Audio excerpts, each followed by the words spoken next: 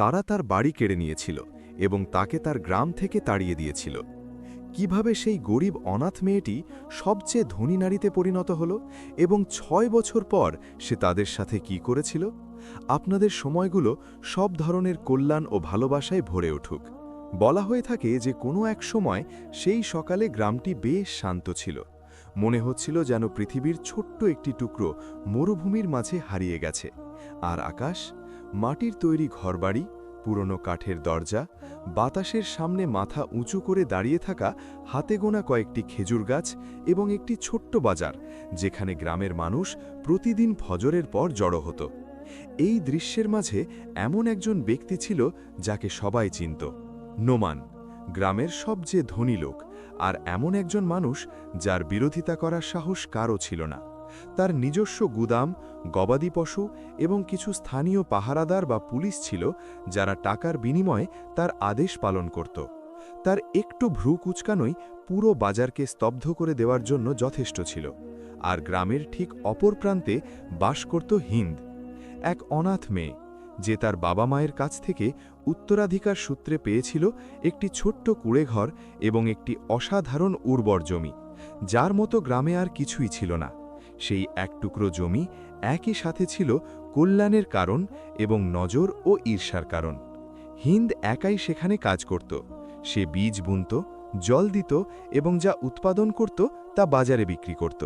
কেউ কেউ নীরবে তার প্রতি করুণা করত, আবার কেউ কেউ তার দিকে ভয়ের দৃষ্টিতে তাকাত, কারণ সবাই জানত যে নোমান বছরের পর বছর ধরে তার জমির প্রতি লোভ করছে।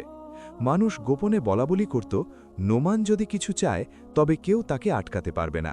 কিন্তু হিন্দ তাকে ভয় পেত না। সে তার জমিকে এমনভাবে আঁকড়ে ধরেছিল যেমন শিকড় জলকে আঁকড়ে ধরে। এক সকালে হিন্দের দরজায় এক অপরিচিত লোক এলো। তার পোশাক ছিল পরিপাটি, হাতে একটি ছোট ব্যাগ এবং সে ভদ্রভাবে হাসছিল। সে বলল, আমি শেখ নোমানের একজন প্রেরিত দূত। তিনি তোমার জমিটি কিনতে চান এবং তুমি যে দাম চাইবে তা দিতে তিনি প্রস্তুত। হিন্দ দৃঢ়তার সাথে মাথা তুলে বলল, আমার জমি বিক্রির জন্য নয়। লোকটি অবাক হল, তবে সে সুন্দর করে প্রস্তাবটির পুনরাবৃত্তি করল, যেন সে বিশ্বাসই করতে চাইছিল না যে কেউ প্রত্যাখ্যান করার সাহস করতে পারে। কিন্তু হিন্দ একই উত্তর আবার দিল এবং আরও স্পষ্ট স্বরে বলল, এটি আমার বাবা মায়ের জমি এবং আমি এটি বিক্রি করব না। লোকটি নোমানের কাছে ফিরে গেল এবং তাকে প্রত্যাখ্যানের কথা জানালো। সেই মুহূর্তে নোমানের মুখ কালো হয়ে গেল। সে টেবিলে ঘুষি মেরে এমন এক স্বরে বলল যা তার চারপাশের সবাই শুনতে পেল, যদি জমিটি দাম দিয়ে আমার কাছে না আসে তবে তা অন্য কোনো উপায়ে আমার কাছে আসবে। এটি ছিল একটি স্পষ্ট হুমকি, কিন্তু তাকে থামানোর সাহস কারও ছিল না। সেই রাতে গ্রামটি ছিল একদম নিস্তব্ধ। চাঁদ মেঘে ঢাকা ছিল, আর ঘরগুলোর চারপাশ দিয়ে বাতাস ধীর গতিতে বইছিল। নিজের কুঁড়েঘরে হিন্দ সাধারণ কিছু খাবার তৈরি করছিল এবং তারপর ঘুমানোর প্রস্তুতি নিচ্ছিল।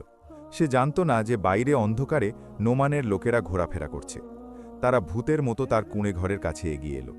তারা দেওয়ালের চারপাশে, চালের ওপরে এবং ঘরের দরজার কাছে তেল ঢেলে দিল। তারপর তাদের একজন একটি জ্বলন্ত লাঠি দিয়ে আগুন ধরিয়ে দিল। মুহূর্তের মধ্যেই পুরো জায়গাটা জ্বলে উঠল। আগুনের শিখা দ্রুত উপরে উঠতে লাগল আর কাঠ ভাঙার শব্দ হতে লাগল, যেন ঘরটি চিৎকার করছিল। আগুন খেজুর পাতার তৈরি ছাদের কাছে পৌঁছালো এবং এক ক্ষুধার্ত দানবের মতো ছড়িয়ে পড়ল। ধোঁয়ার গন্ধে হিন্দ জেগে উঠল। সে দরজা খুলতেই এই ভয়াবহ দৃশ্য দেখতে পেল। সে সর্বশক্তি দিয়ে চিৎকার করে উঠল, ওহে গ্রামবাসীরা, আগুন, আগুন! প্রতিবেশীরা তাদের দরজার কাছে বেরিয়ে এলো, কিন্তু তারা তার দিকে এক পাও এগোল না। তাদের কেউ কেউ নোমানকে ভয় পাচ্ছিল, আর কেউ কেউ যাই ঘটুক না কেন ঝামেলা থেকে দূরে থাকাই শ্রেয় মনে করছিল। হিন্দ চিৎকার করছিল, দয়া করে আমাকে সাহায্য করুন, জল বা অন্য কিছু দিন।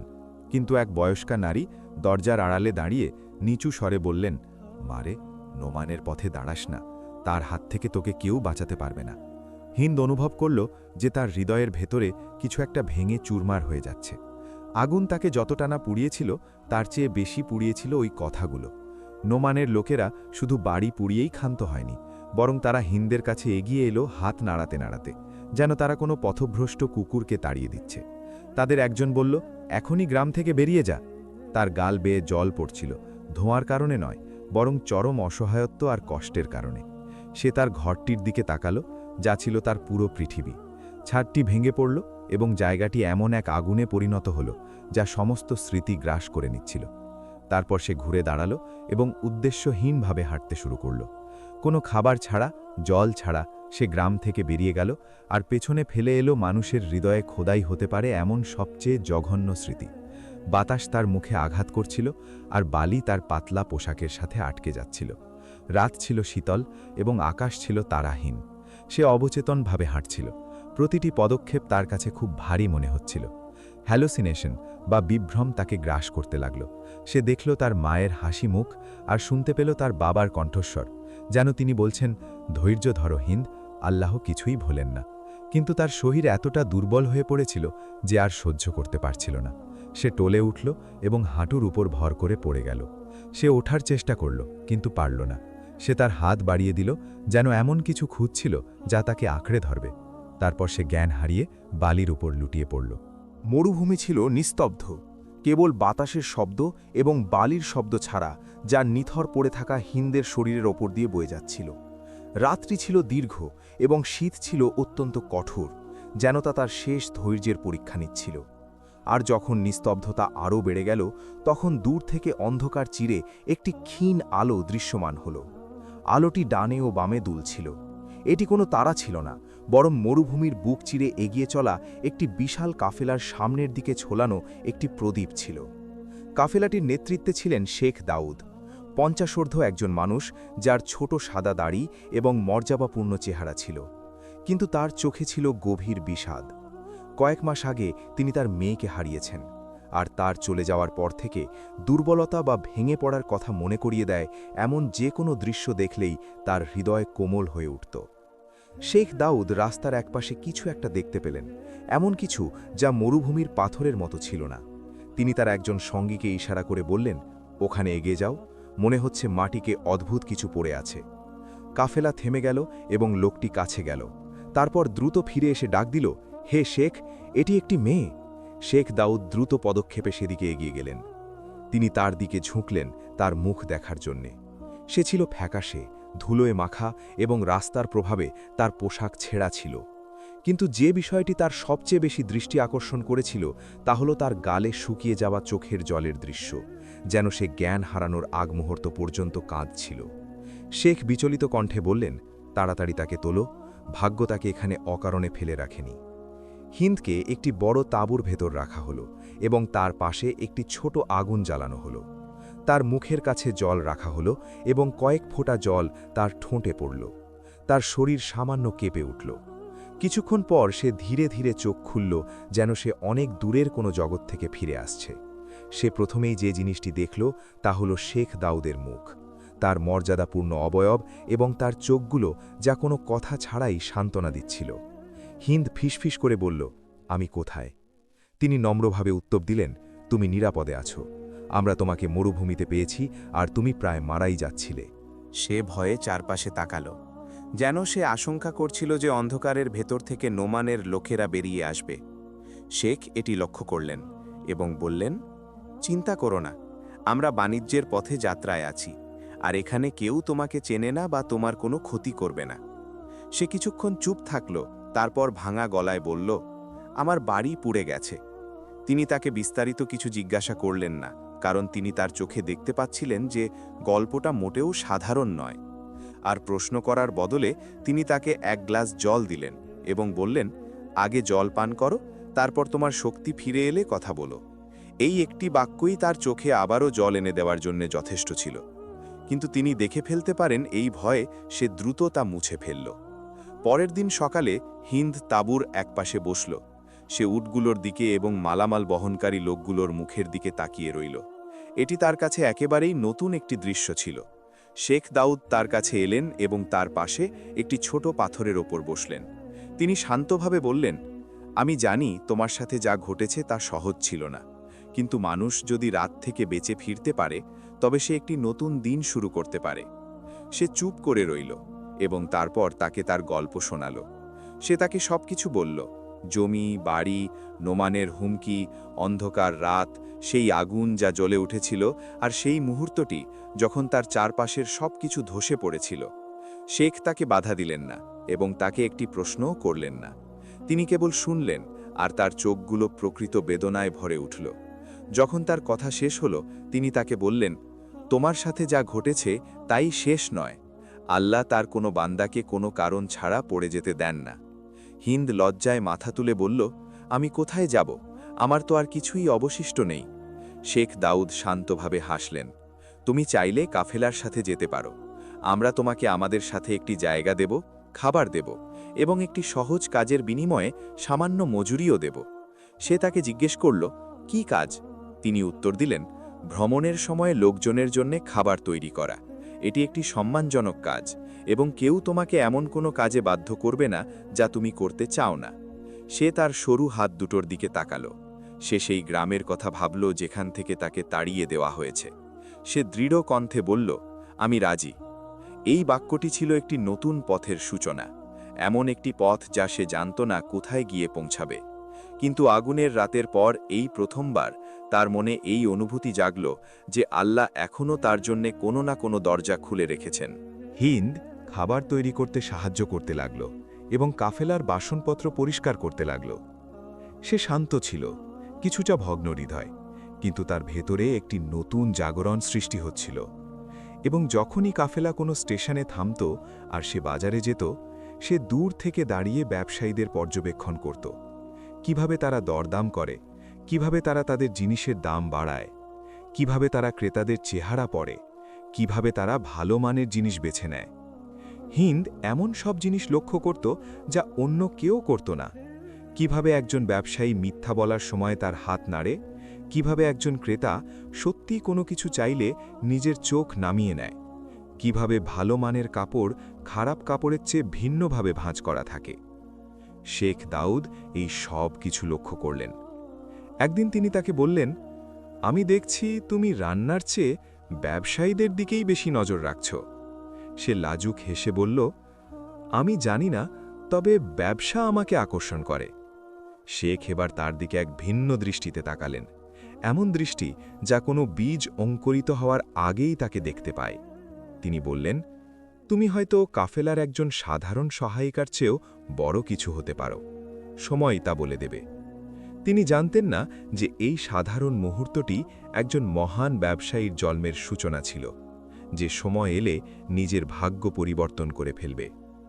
কাফেলাটি এক শহর থেকে আরেক শহরে ভ্রমণ করছিল এবং প্রতি কয়েকদিন পরপর বিভিন্ন বাজারে থামছিল।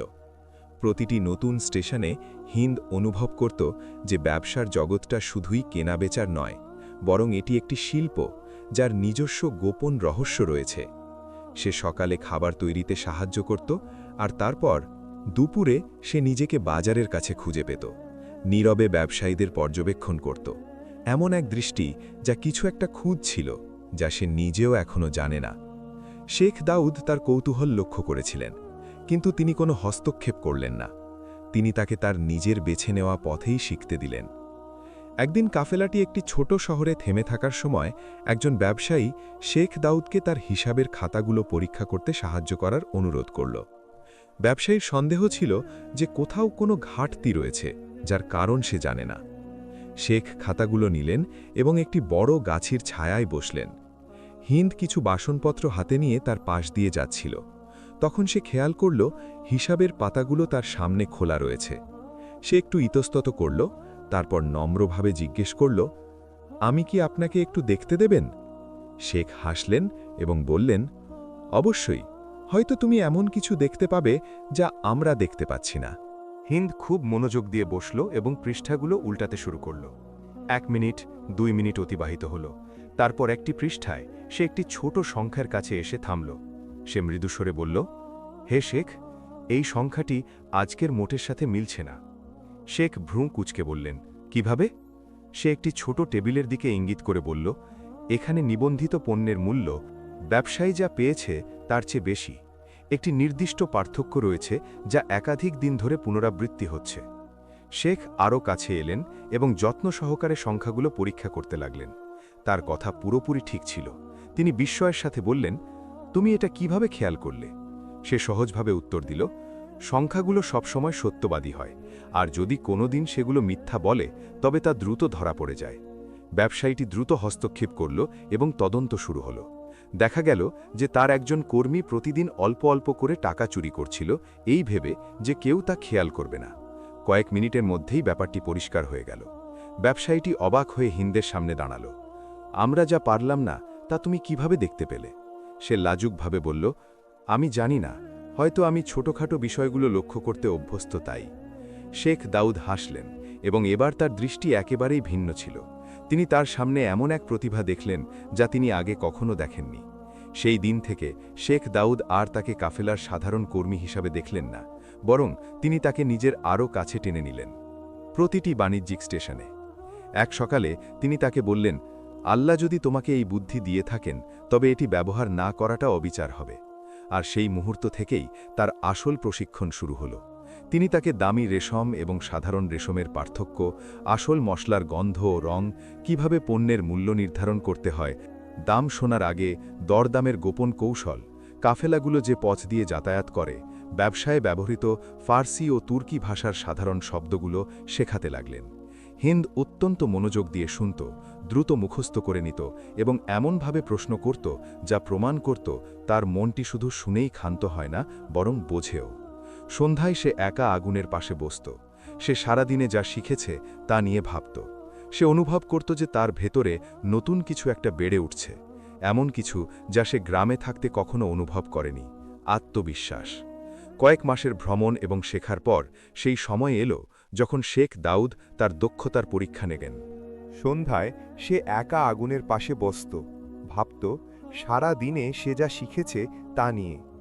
সে অনুভব করত যে তার ভেতরে নতুন কিছু একটা বেড়ে উঠছে, এমন কিছু যা সে গ্রামে থাকতে কখনো অনুভব করেনি, আত্মবিশ্বাস। কয়েক মাসের ভ্রমণ এবং শেখার পর সেই সময় এলো যখন শেখ দাউদ তার দক্ষতার পরীক্ষা নেবেন। এক রৌদ্রোজ্জ্বল সকালে তিনি তাকে বললেন, আজ তুমি বাজারে যাবে। একা? হিন্দ অনুভব করল তার হৃদয় বুকের ভেতর ধড়ফড় করছে। আমি একা? হ্যাঁ, আমাদের কাছে কিছু দুর্লভ রেশমি কাপড় আছে, এগুলো নিয়ে বাজারে যাও এবং যা তোমার কাছে উপযুক্ত মনে হয় তা নিয়ে ফিরে এসো। তিনি তার হাতে কাপড়টি দিলেন। সেটি ছিল চমৎকার নীল রঙের এবং তাতে ছিল একটি স্নিগ্ধ উজ্জ্বলতা। সে কাঁপা কাঁপা হাতে তা গ্রহণ করল। তবে সে তার ঘাবড়ে যাওয়াটা লুকানোর চেষ্টা করল, কারণ সে আগে কখনো কোনো ব্যবসায়ীর সামনে একা দাঁড়ায়নি এবং কখনো কারো সাথে দরদাম করেনি। কিন্তু তার শেখ দাউদের কথা মনে পড়ল। একজন আত্মবিশ্বাসী ব্যবসায়ী কথা বলার আগেই বিক্রি সম্পন্ন করে ফেলে। সে বাজারে প্রবেশ করল। বাজার ছিল জনাকীর্ণ, প্রচুর শব্দ, ধূপ ও মশলার গন্ধ এবং ক্রেতাদের আকর্ষণ করার জন্য বিক্রেতাদের চিৎকার। কিন্তু সে স্থির চিত্তে এগিয়ে গেল। সে একজন বড় কাপড়ের ব্যবসায়ীর দিকে গেল। তিনি তাকে জিজ্ঞেস করলেন, এই মেয়ে, তোমার হাতে ওটা কি?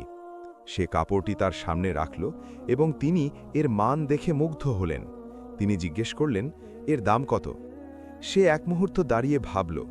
সে তার প্রশিক্ষণের কথা মনে করল এবং তারপর দৃঢ়তার সাথে বলল, 3 দিনারের কমে আমি বিক্রি করব না। ব্যবসায়ী হেসে উঠলেন, 3? কে তোমাকে হিসেব শিখিয়েছে? সে শান্তভাবে হাসল। আপনি নিজেই জানেন যে এর মূল্য তার চেয়েও বেশি। ব্যবসায়ী কিছুটা বিভ্রান্ত হলেন, কারণ সে তার ধারণা মতো কোনো ভীতু মেয়ে ছিল না।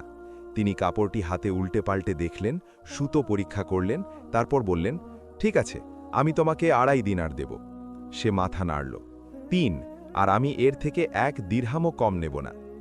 ব্যবসায়ীটি অনেকক্ষণ তার দিকে তাকিয়ে থাকলেন এবং অবশেষে বললেন, ঠিক আছে, 3ই নাও, তুমি জিতে গেলে। এই মুহূর্তটি হিন্দের জন্য এমন ছিল যেন তার জীবনের প্রথম দরজাটি খুলল। সে হাতে টাকাগুলো নিল এবং অনুভব করল যে সে সোনার চেয়েও মূল্যবান কিছু ধরে আছে, তার নিজের মূল্য। সে শেখ দাউদের কাছে ফিরে গেল, আর সে যেন বিশ্বাসই করতে পারছিল না যে সে কি করেছে। সে তাকে টাকাটা দিল। তিনি হেসে বললেন, লাভের অংশটি তোমার, কারণ এটি তোমার পরিশ্রমের প্রথম ফল। তখন হিন্দ তার চোখের জল আটকে রাখতে পারল না। এগুলো দুঃখের জল ছিল না, বরং এগুলো ছিল আনন্দের এবং নিজের ভেতরের এই স্বীকৃতির জল, যে ভাগ্য তাকে নিভিয়ে দেয়নি, বরং সে তার ভেতরে আরও বড় কিছু জ্বালিয়ে দিচ্ছিল। সেই মুহূর্তটি ছিল পথের শুরু। কাফেলাটি এমন এক শহরের দিকে এগিয়ে যাচ্ছিল যার মতো কোনো শহর হিন্দ আগে কখনো দেখেনি, আর প্রতিটি পদক্ষেপে তার বুক আরও দ্রুত স্পন্দিত হচ্ছিল। রাস্তাটি ছিল দীর্ঘ, কিন্তু বাগদাদ ছিল সম্পূর্ণ ভিন্ন কিছু। ভোরের প্রথম আলোর সাথে সাথেই বাগদাদ তাদের সামনে দৃশ্যমান হল। একটি বিশাল শহর, আকাশচুম্বী উঁচু প্রাচীর, বিশাল কাঠের দরজা, যা অন্য জগতের প্রবেশদ্বার হিসেবে দাঁড়িয়ে আছে। কাফেলাটি দরজার কাছাকাছি আসতেই বিভিন্ন শব্দ একসাথে মিলে যেতে লাগল। বিক্রেতাদের ডাক, কামারদের হাতুড়ির শব্দ, রুটির গন্ধ, শিশুদের চিৎকার, মুদ্রার ঝনঝনানি, সব কিছুই ছিল প্রাণবন্ত, এমনভাবে প্রাণবন্ত যা হিন্দ আগে কখনো অনুভব করেনি। তার চোখ এদিক সেদিক তাকানো থামাতে পারছিল না। দোকানগুলো থেকে রঙিন কাপড় ঝুলছে, সিরিয়া ও ইয়েমেন থেকে আসা কাফেলা, মালবাহী গাধা, ধর্মগুরু, আলেম, ব্যবসায়ী এবং সরাইখানা, যা অপরিচিতদের স্বাগত জানাচ্ছে। তার বিস্ময় দেখে শেখ দাউদ হেসে বললেন, হে হিন্দ, কেউ বাগদাদে প্রবেশ করার পর আগের মতো থাকে না। তার কথাগুলো ছিল একটি ভবিষ্যৎবাণীর মতো, কিন্তু সে তখনও এর অর্থ বুঝতে পারেনি। কাফেলাটি বড় বাজারে প্রবেশ করল। এখানকার বাজারগুলো ছোট গ্রামের বাজারের মতো ছিল না, বরং এটি ছিল একটি সম্পূর্ণ জগৎ। রেশম বাজার, তামার বাজার, আতর ও মশলা বিক্রেতাদের বাজার, যেখানে শুধুমাত্র সুবাসী মানুষের প্রতিটি ইন্দ্রিয়কে জাগিয়ে তোলার জন্য যথেষ্ট ছিল। হিন্দ জানত না যে এই জগৎটি পরবর্তীতে তার নিজস্ব জগতে পরিণত হবে। তাদের পৌঁছনোর কয়েকদিন পর শেখ দাউদ একটি বড় সরাইখানায় থামলেন এবং তিনি তার পণ্য প্রদর্শন করতে চাইলেন। হিন্দ তার পেছনে দাঁড়িয়েছিল। সে তাকে কাপড়গুলো সাজাতে সাহায্য করছিল, মানুষের মুখগুলো পর্যবেক্ষণ করছিল এবং ব্যবসায়ীদের মধ্যে চলা কথোপকথন শুনছিল। আর যেহেতু সে ছিল অপরিচিত, তাই কিছু ব্যবসায়ী তাকে তাচ্ছিল্য বা উপহাসের চোখে দেখছিল। তাদের একজন হেসে বলল, হে শেখ দাউদ, কবে থেকে আপনি একজন নারীর পরামর্শ নেওয়া শুরু করলেন? শেখ কোনো উত্তর দিলেন না, কিন্তু হিন্দ তার হৃদয়ে একটি খোঁচা অনুভব করল। তবুও তার জবাব দেওয়ার কোনো ইচ্ছা হল না, বরং সে কথার মাধ্যমে নয়, কাজের মাধ্যমে নিজেকে প্রমাণ করার আকাঙ্ক্ষা অনুভব করল। আর বাজারে তার প্রথম দিনেই সে একটি কঠোর শিক্ষা পেয়েছিল। বাজারটি ছিল কোলাহলপূর্ণ এবং একজন ব্যবসায়ী শেখ দাউদের কাছে একটি কাপড়ের গুচ্ছ কেনার প্রস্তাব দিয়েছিল। শেখ যখন কাপড়ের পরিমাণ পরীক্ষা করছিলেন, তখন অন্য একজন লোক হিন্দের পাশে এসে দাঁড়ালো এবং হাসল। তুমি কি কিছু দিনার উপার্জন করতে চাও? আমার কাছে কিছু জিনিস আছে যা আমি দ্রুত বিক্রি করতে চাই।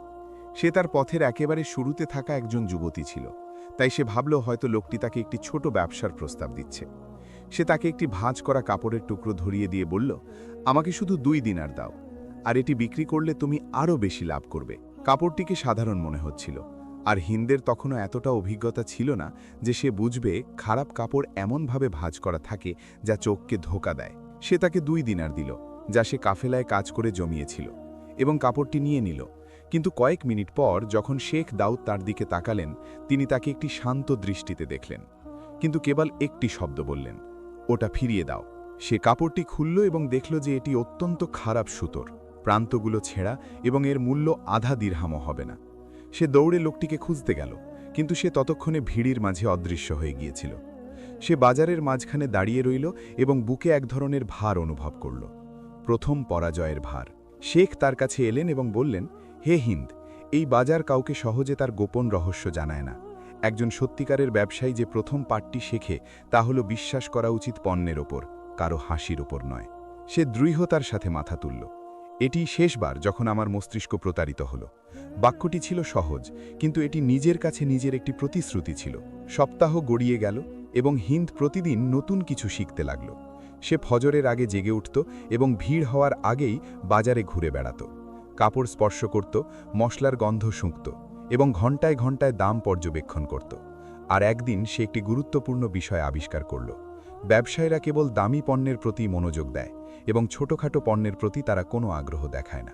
একবার সে দেখল এক নারী সাধারণ কাপড় বিক্রি করছে, যার দিকে কেউ ফিরেও তাকাচ্ছে না। সে কাছে গেল এবং কাপড়টি পরীক্ষা করল। সে দেখল সেটি বেশ ভালো মানের, তবে তা পরিচিত ছিল না বলেই তা সস্তা ছিল। সে অল্প দামে এর কিছু অংশ কিনে নিল এবং তারপর তা এমন এক নারীর কাছে বিক্রি করল যে তার সন্তানদের জন্য মানানসই কিছু খুঁজছিল, এবং 1 দিরহামের বদলে সে এটি 2 দিরহামে বিক্রি করল। লাভটা হয়তো খুব বড় ছিল না, তবে এটি একটি বড় গোপন রহস্যের দিকে তার চোখ খুলে দিল। সুযোগ কখনো রত্ন ভাণ্ডারের রূপে আসে না, বরং তা আসে এমন ছোট ছোট খুঁটিনাটি বিষয়ের রূপে যা অন্য কেউ দেখতে পায় না। সে বারবার এই কাজ করতে লাগল এবং প্রতিবারই নিজের প্রতি তার আত্মবিশ্বাস বাড়তে লাগল।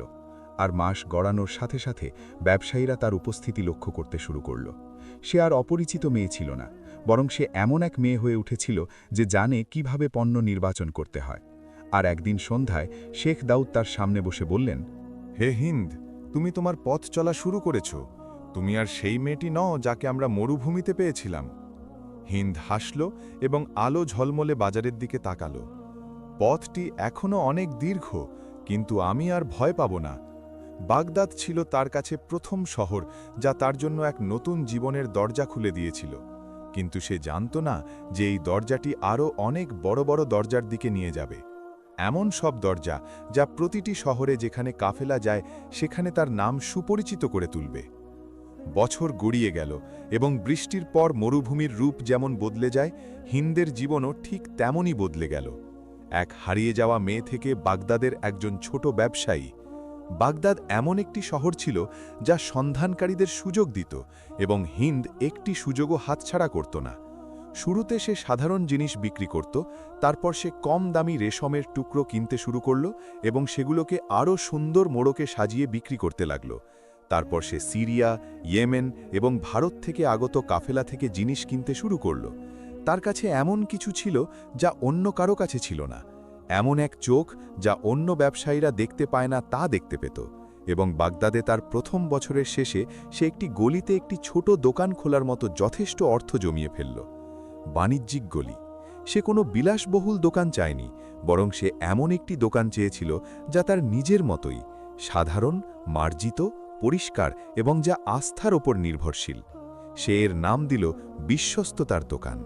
কেবল এই নামটাই ক্রেতাদের আকর্ষণ করত, কারণ মানুষ জানত যে এই মেয়েটি কাউকে ঠকায় না, দামের ব্যাপারে বাড়াবাড়ি করে না এবং কোনো কাঁপা হাতে লেনদেন করে না। সময়ের সাথে সাথে গরিব নারীরা কাজের সন্ধানে তার কাছে আসতে শুরু করল। হিন্দ তাদের গ্রহণ করতে দ্বিধা করল না। সে তাদের সেলাই কাজ, কাপড় ভাঁজ করার পদ্ধতি এবং কিভাবে ক্রেতাদের স্বাগত জানাতে হয় তা শেখালো। আর তার দোকানটি শুধু বিক্রির জায়গায় রইল না, বরং সাধারণ কাপড় দিয়ে সুন্দর সুন্দর জিনিস তৈরি করতে লাগল, যা বাগদাদের নারীদের দৃষ্টি আকর্ষণ করল। তার দোকানের সুনাম চারপাশের মহল্লাগুলোতে ছড়িয়ে পড়ল। তার ব্যবসা সম্প্রসারিত হওয়ার সাথে সাথে বড় বড় ব্যবসায়ীরা তার পাশ দিয়ে যাওয়ার সময় তাকে সম্মান দেখিয়ে লেনদেন করত এবং মাঝে মাঝে তার মতামত চাইত। সে আর বাজারে অপরিচিত কেউ রইল না, বরং বাজারের একটি সুপরিচিত নাম হয়ে উঠল। আর একদিন ভারত থেকে আগত একটি কাফেলা বাগদাবে প্রবেশ করল, আর এটি নতুন ধরনের রেশম ও মশলায় ভরপুর ছিল। সমুদ্রপথ থেকে আসা দুজন ব্যবসায়ী তার কাছে এলো এবং এমন একটি দোকানের খোঁজ করল যা লেনদেনের ক্ষেত্রে নিরাপত্তা ও নির্ভুলতা নিশ্চিত করে। তখন একজন ছোট ব্যবসায়ী তাদের হিন্দের দোকানের পথ দেখিয়ে দিল। তারা তার দোকানে বসল এবং তাদের মধ্যে দীর্ঘক্ষণ আলোচনা চলল। তারা এমন একজন ব্যবসায়ী খুঁজছিল যে তাদের সাথে একটি স্থায়ী চুক্তি করবে। সে একটি নির্দিষ্ট পরিমাণ অর্থ দেবে, যার বিনিময়ে প্রতি মৌসুমে তাকে পণ্যের একটি নির্দিষ্ট অংশ বরাদ্দ করা হবে। চুক্তিটি বেশ বড় ছিল, তবে এটি হিন্দের জন্য একদম উপযুক্ত ছিল। তাদের একজন বলল, আমরা শুনেছি তুমি বিশ্বাসভঙ্গ করো না, আর এই ব্যবসায় শুধু আস্থারই প্রয়োজন। হিন্দ রাজি হল, তবে স্পষ্ট কিছু শর্তে। তাদেরকে অবশ্যই পণ্যের মান নিশ্চিত করতে হবে, তাকে নিজের মতো করে বিক্রি করার অনুমতি দিতে হবে এবং অংশীদারিত্ব হতে হবে ন্যায্য। চুক্তি সম্পন্ন হল। সেই দিন থেকে তার দোকানটি আর কেবল একটি ছোট দোকান রইল না, বরং এটি ভারত থেকে আসা রেশম বিতরণের একটি গুরুত্বপূর্ণ কেন্দ্রে পরিণত হল। শেখ দাউদ একটি দীর্ঘ ভ্রমণ শেষে ফিরে এলেন, তবে তিনি যেভাবে গিয়েছিলেন সেভাবে ফিরলেন না। তার চেহারা ফ্যাকাশে ছিল, তার শ্বাসকষ্ট হচ্ছিল এবং কণ্ঠস্বর দুর্বল হয়ে পড়েছিল। সে পৌঁছনোর সাথে সাথেই তার কাছে ছুটে গেল এবং তার বিছানার পাশে বসল। তিনি মৃদু কণ্ঠে তাকে বললেন, হে হিন্দ, তুমি আমার সেই মেয়ে যাকে আমার স্ত্রী জন্ম দেয়নি। আমি তোমার কাছ থেকে যা কিছু শিখেছি তা চিরকাল আমার হৃদয়ে গাঁথা থাকবে। সে নিজের কাঁপা কাঁপা হাতে তার হাত ধরল। এমন কথা বলবেন না, আপনি সেরে উঠবেন এবং আমরা আগের মতোই একসাথে ভ্রমণ করব। তিনি ক্লান্তি নিয়ে মাথা নাড়লেন। যাত্রার শেষ ঘনিয়ে এসেছে মা আমার, তবে আমি নিশ্চিন্ত, কারণ তুমি আমার পরে সবকিছু চালিয়ে নেবার মতো যথেষ্ট শক্তিশালী। আর সেই রাতে শেখ দাউদ পৃথিবী ছেড়ে চলে গেলেন। তিনি পেছনে ফেলে গেলেন শোকে ভেঙে পড়া একটি ছোট্ট হৃদয় এবং একটি বড় উইল বা ওসিয়ত। সেই দিনটি ছিল তার জীবনের অন্যতম কঠিন দিন। পরদিন হিন্দ জানতে পারল যে শেখ তার সমস্ত সম্পত্তির উইল তার নামে করে গেছেন। তার টাকা, পণ্য, কাফেলায় তার অংশ এবং সারা জীবন তিনি যা কিছু জমিয়েছিলেন। তিনি তার উইলে লিখেছিলেন, সে আমার মেয়ে, আমার মৃত্যুর পরও আমার হাত যেন তার প্রতি প্রসারিত থাকে। হিন্দ মানুষের সামনে কাঁদেনি, কিন্তু যখন সে তার ঘরের দরজা বন্ধ করল, সে দেওয়াল ঘেঁষে বসল এবং এমনভাবে কাঁদল যেমনটা সে কুঁড়ে ঘরে আগুন লাগার রাতের পর আর কখনো কাঁদেনি। তাকে দাফন করার পর সে একাই তার কবরের কাছে গেল। শহরটি নিস্তব্ধ ছিল এবং কাছের গাছগুলোর ওপর দিয়ে বাতাস বয়ে যাচ্ছিল। সে কবরের পাশে বসল এবং শান্তভাবে বলল, হে শেখ দাউদ, আপনি আমাকে শক্তিশালী ও ন্যায়পরায়ণ হতে শিখিয়েছেন এবং কারো প্রতি অভিচার না করতে শিখিয়েছেন। সে তার মাথা তুলল। তার চোখগুলো এমন এক আগুনে জ্বলছিল যা বহু বছর ধরে নেভেনি। কিন্তু একটি অবিচার রয়ে গেছে, যার বিচার এখনো হয়নি। আমার বাবার ঘর পুড়িয়ে দেওয়া হয়েছিল এবং আমাকে বিনা দোষে তাড়িয়ে দেওয়া হয়েছিল। সে একটু চুপ করে রইল, তারপর বলে চলল, আমি আপনাকে কথা দিচ্ছি, আমি আমার অধিকার ফিরিয়ে আনব। রাগের বশবর্তী হয়ে প্রতিশোধ নিতে নয়, বরং ন্যায় বিচারের জন্য। সেই মুহূর্তটি ছিল এক নতুন যুগের সূচনা। এমন এক যুগ যেখানে হিন্দ একজন সফল ব্যবসায়ী থেকে এমন এক নারীতে পরিণত হবে যে তার কাছ থেকে কেড়ে নেওয়া সবকিছু ফিরে পাওয়ার পরিকল্পনা করছে। আর পুরনো গ্রামের মানুষ যা জানত না তা হলো বছরের পর বছর ধরে যে ঝড় তাদের কাছে ফিরে আসবে তা কোনো দুর্বল মেয়ের কান্না হবে না, বরং তা হবে এমন এক নারীর পদচ্ছনি যে ব্যবসার সম্রাজ্ঞী হয়ে উঠেছে, এক জ্ঞানী ব্যক্তির সম্পদের উত্তরাধিকারিণী এবং যার ক্ষমতাকে কোনোভাবেই হালকা করে দেখার সুযোগ নেই। শেখ দাউদের বিদায়ের পর হিন্দ অনেক দিন বসে বসে তিনি যা কিছু রেখে গেছেন তা গুছিয়ে নিল। ব্যবসার খাতা, ব্যবসায়ীদের নাম, চুক্তিপত্র, লেনদেন, কাফেলার পথ এবং এমন কিছু কাগজপত্র যা সে জানতও না যে কতটা মূল্যবান। তার সামনের সব কিছু কেবল একটি কথাই বলছিল, তুমি এখন যা কল্পনা করতে পারো তার চেয়েও বেশি কিছু করতে সক্ষম। কিন্তু সে সেই রাতটি ভুলতে পারেনি। কুঁড়ে ঘরের আগুন, তার চিৎকার, মানুষের দৃষ্টি এবং নোমান একজন অস্পৃশ্য রাজার মতো দাঁড়িয়ে আছে। অতীতের সব স্মৃতি তার চোখের সামনে ভেসে উঠল, যেন সময় তাকে আবারও পেছনে নিয়ে যাচ্ছে। সে কাগজপত্রের ওপর হাত রাখল এবং নিজেকে বলল, সময় এসে গেছে। তার একজন বুদ্ধিমান লোকের প্রয়োজন ছিল, যে জানে কিভাবে নিজের পরিচয় গোপন রাখতে হয় এবং কিভাবে এমন একটি কথা বলতে হয় যা মানুষের হৃদয়ে লোভের আগুন ধরিয়ে দেয়। আর সে জাফরের চেয়ে ভালো কাউকে পেল না। জাফরের বয়স ছিল ৩০-এর চড়ার দিকে। লম্বা, দেখতে সুন্দর, ভদ্রভাবে কথা বলত এবং জানত কিভাবে কয়েক মিনিটের মধ্যে মানুষের আস্থা অর্জন করতে হয়। সে শেখ দাউদের সাথে কয়েক বছর ধরে কাজ করেছিল এবং তার প্রতি অনুগত ছিল। এই কারণে হিন্দ তাকে সবার চেয়ে বেশি বিশ্বাস করত। সে তাকে বাগদাদে তার দোকানে ডেকে পাঠাল। সে যখন প্রবেশ করল তখন সে তার চোখে এমন এক নতুন কিছু দেখতে পেল যা সে আগে কখনো দেখেনি। একজন শক্তিশালী নারীর স্থিরতা এবং এমন এক আগুন যা কোনো নারী কখনো ভুলে যায় না। সে তাকে বলল, আপনার আদেশ মালকিন। সে তাকে একটি ছোট ব্যাগ এবং কাগজপত্র ভরা একটি ফাইল দিল। তুমি সেই গ্রামে যাবে যেখান থেকে আমি এসেছি। সে শান্তভাবে তাকে জিজ্ঞেস করল, আপনি কি আপনার জমি ফিরে পেতে চান? সে মাথা নাড়ল। আমি আমার জমির চেয়েও বেশি কিছু চাই, আমি পুরো গ্রামটাই চাই। জাফর অবাক হল না, কারণ সে জানত যে হিন্দ কোনো কথা বলে না যদি না সে তার জন্য প্রস্তুত থাকে।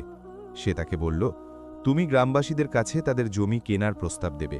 তাদের বলবে যে তুমি এমন একজন নারীর প্রতিনিধি যিনি গ্রামে বিনিয়োগ করতে চান। সে তাকে জিজ্ঞেস করল, আর তারা যদি আমাকে জিজ্ঞেস করে যে আপনি কে? সে হাসল। একজন রহস্যময়ী নারী, শুধু এইটুকুই তাদের জানার প্রয়োজন। তারপর সে বলতে থাকল, দাম বাড়িয়ে দেবে, তাদের অবাক করে দেবে, তাদের এটা ভাবতে দেবে যে জমিটি একটি রত্ন ভাণ্ডার এবং তারা যদি এটি বিক্রি করে তবে তারা বিপুল সম্পদের মালিক হবে। জাফর উঠে দাঁড়ালো, বুকে হাত রাখল এবং আত্মবিশ্বাসের সাথে বলল, আমি কেন বিক্রি করছি তা জিজ্ঞেস করার আগেই তাদের দিয়ে বিক্রি করিয়ে নেব। কয়েকদিন পর জাফর গ্রামে পৌঁছল। তার গ্রামে প্রবেশটা ছিল অন্যরকম। সে কোনো সাধারণ মানুষ ছিল না, বরং তাকে দেখে একজন ধনী, পরিপাটি ব্যক্তি মনে হচ্ছিল, যে এমন একটি ঘুমায় চড়ে এসেছিল যা গ্রামের মানুষ আগে কখনো দেখেনি। মানুষের মাঝে ফিসফিসানি শুরু হলো, এই লোকটি কে? মনে হচ্ছে একজন বড় ব্যবসায়ী। সেখানে কেন এসেছে? পুরুষরা চত্বরে জড়ো হল এবং জাফর একটি সুন্দর হাসি নিয়ে এগিয়ে এলো। তারপর সে বলল, সম্মানিত উপস্থিতি, আমি বাগদাদ শহর থেকে এসেছি এমন একজন নারীর প্রতিনিধি হিসাবে যিনি এখানকার জমি কিনতে ইচ্ছুক। তাদের একজন জিজ্ঞেস করল, আমাদের গ্রামে জমি কিনবে? তার এখানে কি ভালো লেগেছে? জাফর মাপা আত্মবিশ্বাসের সাথে উত্তর দিল, ওই নারীর একটি বড় পরিকল্পনা আছে এবং যে তাড়াতাড়ি বিক্রি করবে তাকে দ্বিগুণ দাম দিতে তিনি প্রস্তুত। এই দ্বিগুণ শব্দটাই মানুষের চেহারার রং বদলে দেওয়ার জন্য যথেষ্ট ছিল। একজন বৃদ্ধ লোক এগিয়ে এসে বলল, তুমি কত দেবে? জাফর ব্যাগটা খুলল এবং সেখান থেকে এমন পরিমাণ অর্থ বের করল যা গ্রামের মানুষ সারা জীবনেও স্বপ্নে দেখেনি। দৃশ্যটি ছিল বজ্রপাতের মতো, আর সেখান থেকেই খেলা শুরু হলো। কেবল গ্রামবাসীরাই এই আকাঙ্ক্ষার বশে চালিত হয়নি, বরং ধনী ও অহংকারী নোমানও, যে ভাগত গ্রামটা তাঁরই রাজত্ব, সেও অনুভব করল যে লোভ তার মনকে গ্রাস করছে। জাফরকে জিজ্ঞেস করল, আর ঘরবাড়িগুলোর কি হবে? নারী কি সেগুলোও কিনতে চান? জাফর হাসল, সব কিছু। গ্রামের লোকদের চোখে দ্বিধা দেখা দিল। যে বাড়ি তারা পূর্বপুরুষদের কাছ থেকে পেয়েছে, যে জমিতে তারা তাদের জীবনের সমস্ত স্মৃতি বুনেছে, এই সব কিছু বিক্রি হয়ে যাবে। কিন্তু লোভ স্মৃতির চেয়েও শক্তিশালী। মানুষ একের পর এক চুক্তিতে সই করতে শুরু করল। কেউ তার ছেলেকে বিয়ে দিতে চায়, কেউ ভ্রমণ করতে চায়, আর কেউ শহরে নতুন ব্যবসা শুরু করতে চায়। তবে নোমান ছিল প্রথম যে সই করেছিল। সে সই করার সময় বলল, তোমার মালকিনকে বলো যে সে আফসোস করবে না, কারণ আমি তাকে গ্রামের সবচেয়ে সেরা জমি দিচ্ছি। সে জানত না যে সে তার প্রতিপত্তির সর্বশেষ অবশিষ্টটুকুই বিক্রি করে দিচ্ছে। মাসের শেষে যা সমস্ত চুক্তি, জমি, বাড়ি, খামার এবং এমনকি জলের নহরের কাছের বড় চত্বরটিও সংগ্রহ করে ফেলেছিল। তারপর সে মানুষের সামনে ঘোষণা করল, আজ থেকে পুরো গ্রামটি একজন নারীর সম্পত্তিতে পরিণত হল। একজন তাকে চিন্তিত হয়ে জিজ্ঞেস করল, আর আমাদের কি হবে?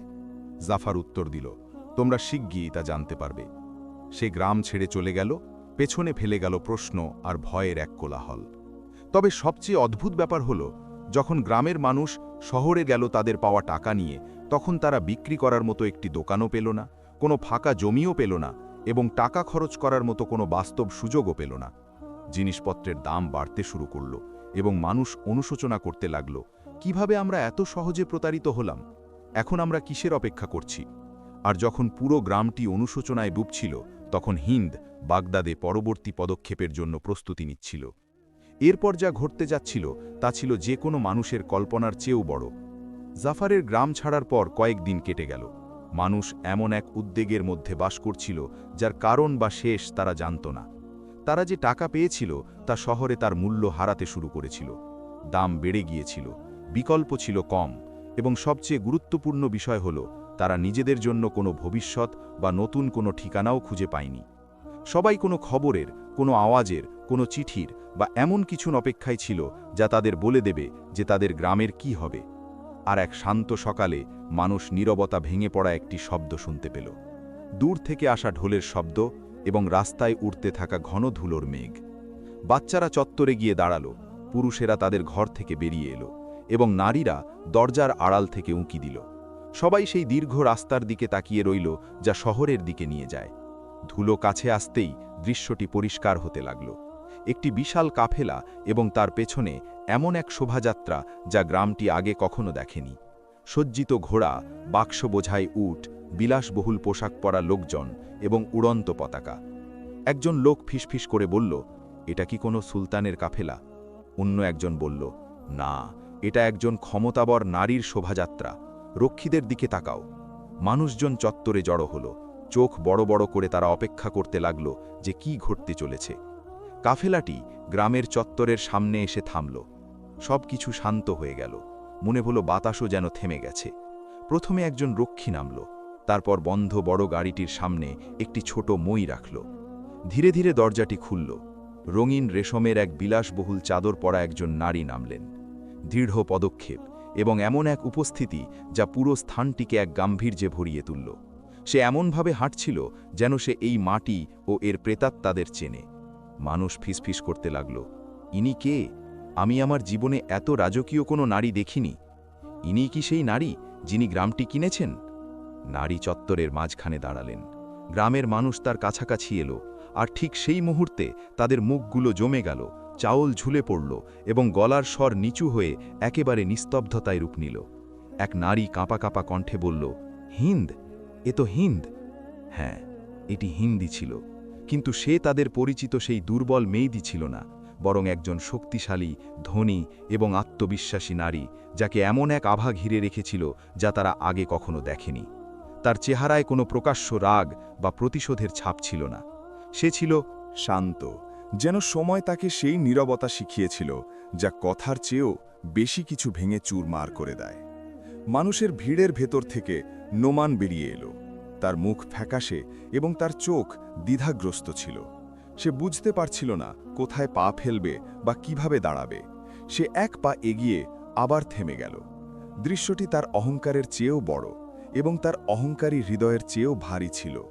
সে দুর্বল কণ্ঠে বলল, যেমনটা মানুষ তার কাছ থেকে আগে কখনো শোনেনি, তুমি হিন্দ? সে তার দিকে এক দীর্ঘ দৃষ্টিতে তাকালো। এটি কোনো ক্ষোভের দৃষ্টি ছিল না, বরং ওজন মাপার দৃষ্টি ছিল। যেন সে তার সামনের লোকটির মাপ নিচ্ছিল এবং তাকে তার আগের রূপের চেয়ে অনেক ক্ষুদ্র দেখতে পাচ্ছিল। সে তার দিকে পা ফেলে এগিয়ে গেল, যতক্ষণ না সে মাত্র 2 হাত দূরে এসে দাঁড়াল। সে স্থির ও শান্ত কণ্ঠে বলল, এমন এক কণ্ঠ যা বাতাস চিরে দিল, আগুনের রাতের কথা মনে আছে নোমান? সে এক পা পিছিয়ে গেল, কিন্তু সে বলতে থাকল, সেই রাতে তুমি ভেবেছিলে তুমি আমার জীবন নিভিয়ে দিয়েছ। এক মুহূর্ত নীরবতা বিরাজ করল। তারপর সে আরও জোরালো কণ্ঠে বলল, কিন্তু আল্লাহ আমাকে এমন এক পথ দেওয়ার ইচ্ছা করেছিলেন যা আমি স্বপ্নেও ভাবিনি। নোমান দীর্ঘ বছর পর এই প্রথম মাথা নত করল। সে এমন একজন মানুষের সামনে দাঁড়িয়েছিল যাকে সে কোনোভাবেই ছাড়িয়ে যেতে পারবে না। সে কাঁপা কণ্ঠে বলল, আমি ভুল করেছিলাম। সে তার দিকে তাকিয়ে বলল, ভুল? তুমি ভুল করনি নোমান, তুমি জুলুম করেছিলে, আর জুলুম কখনো ভোলা যায় না। তার কথাগুলো কোনো চিৎকার ছিল না, বরং ছিল শান্ত, একটি ভারী ছুরির মতো যা নিঃশব্দে কেটে থালে। হিন্দ মানুষের দিকে ঘুরল। তারা সবাই, পুরুষ ও নারী, তার আদেশের অপেক্ষায় দাঁড়িয়েছিল। সে এমন এক কণ্ঠে বলল যা সবাই শুনতে পেল, এই গ্রামটি এখন সম্পূর্ণভাবে আমার মালিকানায়। তোমাদের বাড়ি, তোমাদের জমি, জল, সব কিছু। মানুষের মাঝে গুঞ্জন ছড়িয়ে পড়ল। সে বলে চলল, আমি কাউকে সুযোগ না দিয়ে তাড়িয়ে দেব না। তোমাদের সামনে এখন 2টি পথ খোলা। সে গুনে গুনে 2 আঙুল তুলল। প্রথমটি, তোমরা চলে যাবে এবং তোমাদের কাছে যে টাকা অবশিষ্ট আছে তা নিয়ে নতুন কোনো গ্রাম খুঁজবে। কথাগুলো তাদের মনে গেঁথে যাওয়ার জন্য সে এক মুহূর্ত চুপ থাকল। দ্বিতীয়টি, তোমরা এখানেই থাকবে, কিন্তু আমার মালিকানাধীন জমিতে কাজ করবে। এক গভীর নীরবতার ঢেউ বয়ে গেল। কথাগুলো কঠোর ছিল, কিন্তু তা ছিল ন্যায্য। তারপর সে বলল, আমি কারো প্রতি জুলুম করব না, তবে আমি গতকালের জুলুমও ভুলব না। কাঁপতে কাঁপতে নোমান এক পা এগিয়ে এলো। সে আর সেই লোক রইল না যে পুরো গ্রামকে হুমকি দিত। সে হয়ে গেল ভঙ্গুর, দুর্বল এবং চূর্ণ বিচূর্ণ। সে এত নিচু স্বরে বলল যা প্রায় শোনাই যাচ্ছিল না, দয়া করো হিন্দ, আমাকে ক্ষমা করে দাও, আমি অজ্ঞ এবং অহংকারী ছিলাম। সে তার সামনে মাথা নত করল, হাঁটু গেলে বসল এবং কাঁদতে লাগল। কেউ তার কাছে এলো না, কেউ তাকে সাহায্য করল না। এমনকি তার নিজের লোকেরাও তার কাছ থেকে দূরে সরে গেল, যেন তারা নিজেদের লুকিয়ে রাখতে চাইছিল। সেই মুহূর্তটি ছিল তার জীবনের সবচেয়ে বড় পতন। আর হিন্দ মাথা তুলে আকাশের দিকে তাকালো, যেন সে সেই প্রভুকে ধন্যবাদ জানাচ্ছিলেন যিনি তাকে কোনো অস্ত্র না তুলেই বিজয় দান করেছিলেন। পরের সকালটি গ্রামে অন্যভাবে উদিত হল। বাতাস ছিল আরও হালকা, আর সূর্য ছিল আরও উষ্ণ।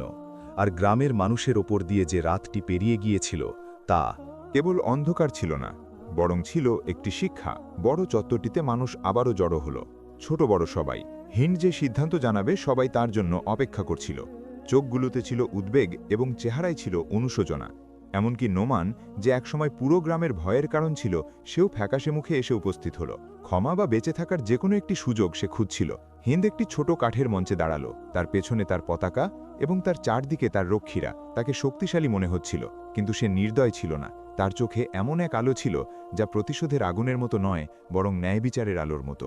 সে হাত তুলল এবং সবাই চুপ হয়ে গেল।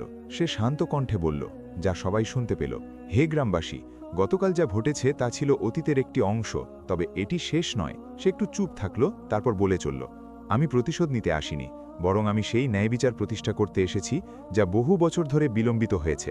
মানুষ একে অপরের দিকে তাকালো। হিন্দ বলতে লাগলো, আমি গ্রামকে নতুনভাবে প্রাণবন্ত করে তুলব। আমি তোমাদের বাচ্চাদের জন্য একটি স্কুল তৈরি করব এবং তোমাদের ছেলেমেয়েদের জন্য কাজের সুযোগ সৃষ্টি করব। আর আমি সেই জমিকে, যা অনেকে অবহেলা করেছিল, সবার উপার্জনের উৎসে পরিণত করব। অবিশ্বাসের গুঞ্জন উঠতে লাগল। সে বলে চলল, তবে যেই এখানে থাকবে তাকে সততার সাথে কাজ করতে হবে। আমি আর কোনো নতুন অবিচার মেনে নেব না। সেই গ্রামে, যা আগে আমার প্রতি অবিচার করেছিল, তার কথাগুলো ছিল দীর্ঘ খরার পর নেমে আসা বৃষ্টির মতো। তারপর সে বলল, আর তোমরা যে টাকা গ্রহণ করেছ তা অতীতের অংশ হয়ে গেছে, তোমরা তা রেখে দিতে পারো, কিন্তু এখানকার কাজই তোমাদের ভবিষ্যৎ গড়ে তুলবে। মানুষ স্বস্তি এবং লজ্জা দুটোই একসাথে অনুভব করল। তারপর সে তার দুজন সাহায্যকারীর দিকে ইঙ্গিত করে বলল, আজ থেকেই নতুন কুয়া তৈরির কাজ শুরু হবে, আর আমরা কৃষি জমির পরিমাণ বাড়াবো, এবং আমরা গ্রামের ছেলেমেয়েদের এমন সব পেশা শেখাবো যা তাদের জীবিকা নিশ্চিত করবে। তার কথা শেষ করার পর হিন্দ গলিগুলোর মাঝে ঘুরতে বের হলো। সে সেই স্থানটিকে গভীরভাবে দেখছিল, যেখানে সে জন্মেছিল, বড় হয়েছিল এবং যেখানে তার স্মৃতিগুলো পুড়িয়ে দেওয়া হয়েছিল। সে তার পুরনো বাড়ির পাশ দিয়ে গেল। মাটির নিচে চাপা পড়া পুরনো ছাইয়ের চিহ্ন ছাড়া আর কিছুই সেখানে অবশিষ্ট ছিল না। কিন্তু সে যেমনটা ভেবেছিল ততটা দুঃখ সে অনুভব করল না, বরং সে অনুভব করল যে আল্লাহ তাকে কাঁদানোর জন্য নয়, বরং গড়ার জন্য ফিরিয়ে এনেছেন। সে সবুজ জমির টুকরোটির কাছে গেল, যা সে তার বাবা মায়ের কাছ থেকে পেয়েছিল। সে হাত দিয়ে মাটি স্পর্শ করল এবং সেই একই পুরনো গন্ধ অনুভব করল, জল আর প্রশান্তির গন্ধ। সে এমন এক কণ্ঠে বলল, যা সে ছাড়া আর কেউ শুনতে পেল না, মা, বাবা, আমি তোমাদের দেওয়া কথা মতো ফিরে এসেছি। আমাদের গল্প আগুনে শেষ হয়নি, বরং সেখান থেকেই শুরু হয়েছে।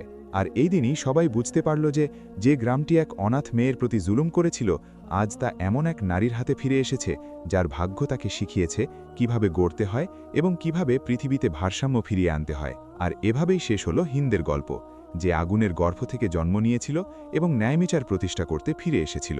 নতুন আরেকটি ভিডিওতে আবার দেখা হবে। নিরাপদ থাকুন।